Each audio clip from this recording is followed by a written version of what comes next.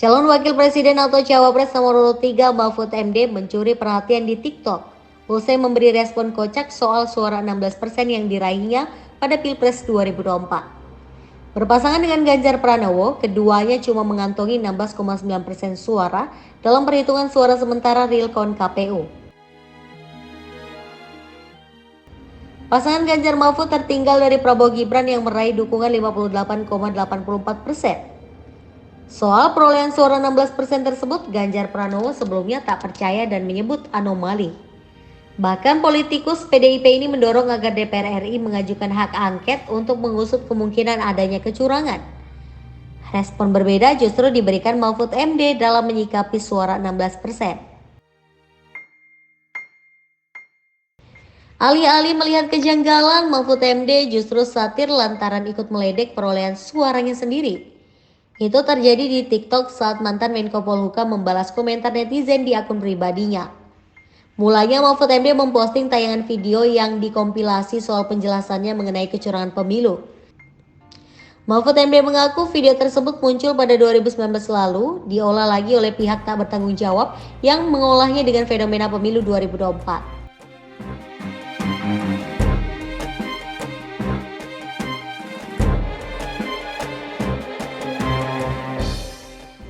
Pada unggahan itu, salah satu netizen mempertanyakan perolehan suara Mahfud MD yang hanya menyentuh 16%.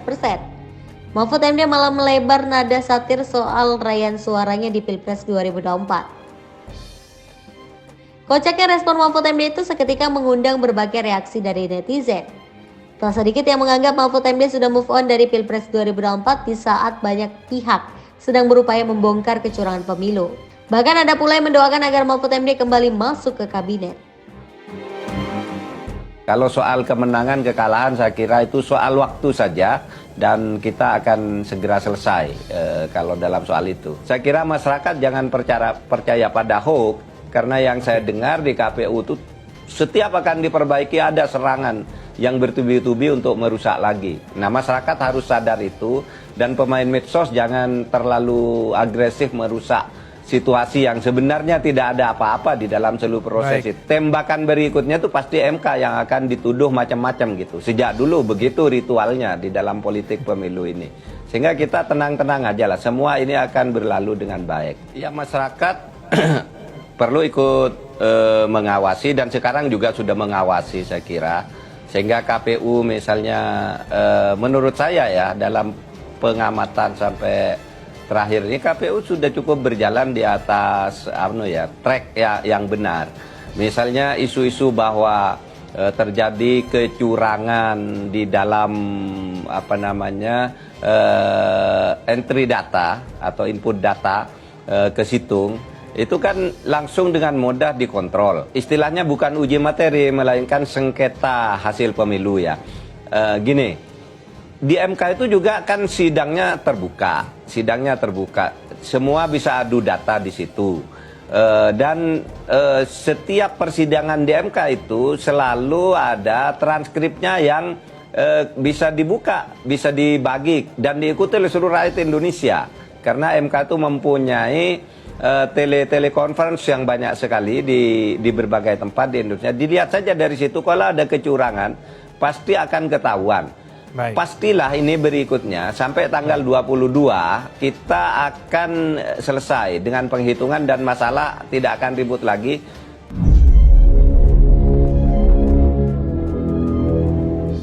Kemarin itu sudah agak panas gitu dan mungkin pembelahannya sekarang kalau melihat sebaran kemenangan itu memang ya mengingatkan kita untuk menjadi lebih sadar segera rekonsiliasi dan mungkin sulit dibalik kemenangan itu dengan cara apapun. Diidentifikasi tempat-tempat kemenangan Pak Prabowo, misalnya Jawa Barat, Sumatera Barat, Aceh dan sebagainya, Sulawesi Selatan juga.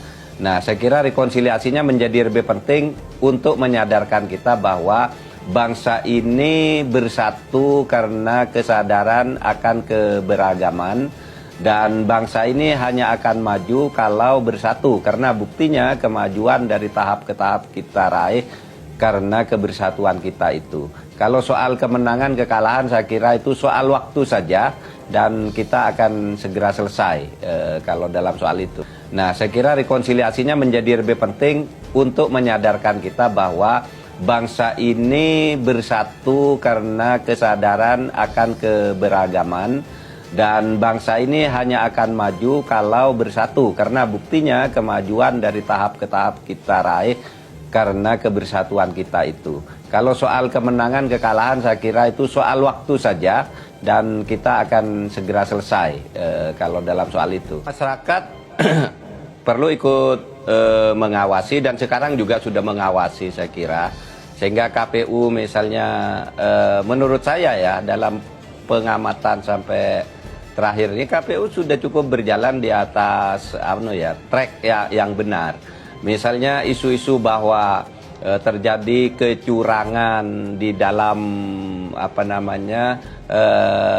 entry data atau input data ke situng, itu kan langsung dengan mudah dikontrol. Langsung karena misalnya ada entry data tertulis 180 itu salah. Kan di samping itu kemudian ada scan form C1-nya yang menjelaskan bahwa yang benar ini. Sehingga yang nanti yang dipakai di C1.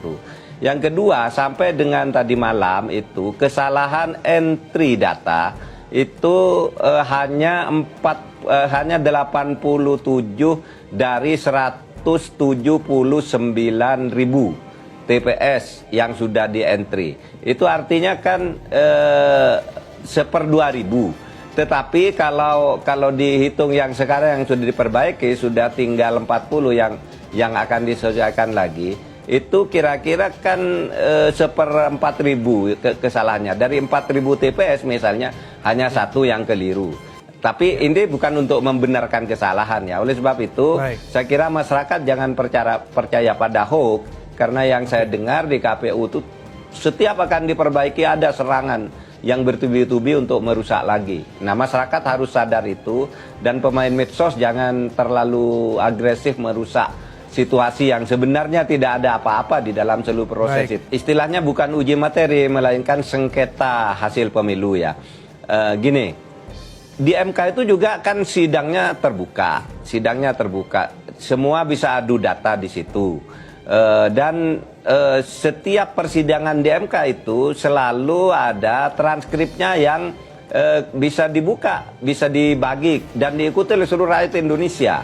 Karena MK itu mempunyai telekonferensi yang banyak sekali di berbagai tempat di Indonesia. Dilihat saja dari situ, kalau ada kecurangan pasti akan ketahuan. Pastilah ini berikutnya sampai tanggal 22 kita akan selesai dengan penghitungan dan masalah tidak akan ribut lagi. Tembakan berikutnya itu pasti MK yang akan dituduh macam-macam gitu. Sejak dulu begitu ritualnya di dalam politik pemilu ini. Sehingga kita tenang-tenang aja lah, semua ini akan berlalu dengan baik.